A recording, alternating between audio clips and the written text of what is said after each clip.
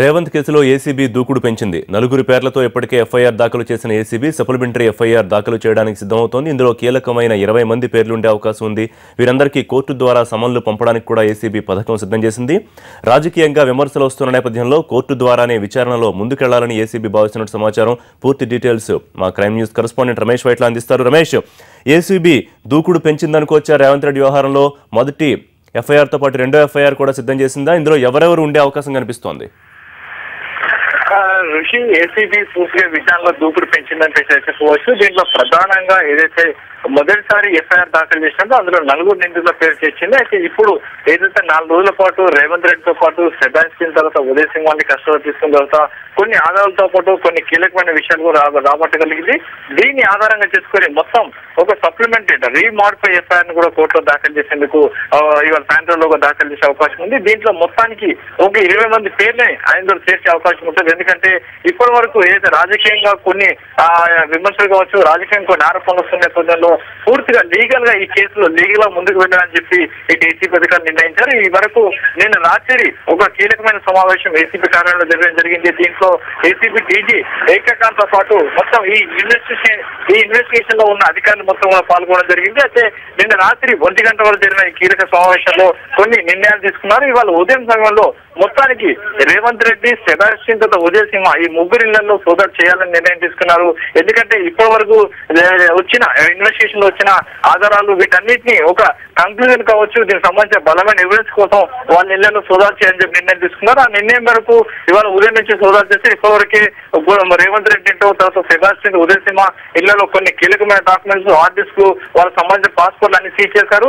అయితే వీటన్నిటిని సమక్ష చేస్తూ ఒక సప్లిమెంటరీ రీమాడిఫై ఎఫ్ఐఆర్ ని కోర్టుకు దాఖలు చేసే అవకాశం ఉంది. దీంట్లో మొత్తం 20 మంది పేర్లను కూడా చేర్చే అవకాశం కనబడుతుంది. ఎందుకంటే ఇప్పటివరకు వచ్చిన ఇన్వెస్టిగేషన్ లో వచ్చిన వాళ్ళందరి పేర్లను దీంట్లో చేర్చబోతున్నారు. దీంట్లో కొంతమంది కీలకమైన నేతలు ఉండబోతున్నారు.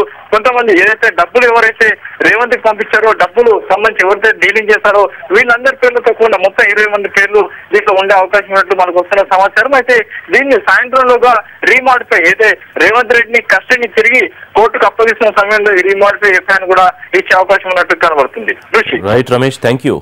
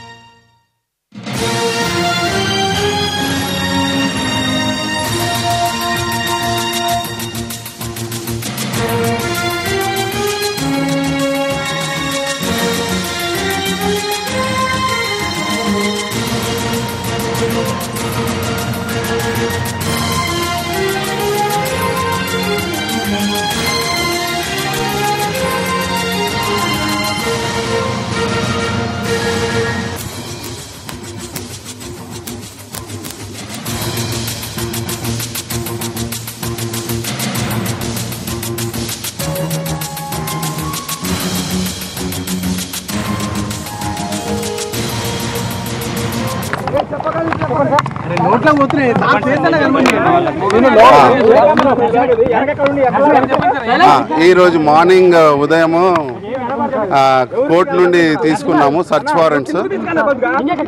Basing on the search warrants we have search the houses of MLA గారు, Uday Simhareddy and Harry Sebastian. 3 teams 3 ఇండ్లు సెర్చ్ చేసినాయి. ఇప్పుడు మేము ఇక్కడ ఈరోజు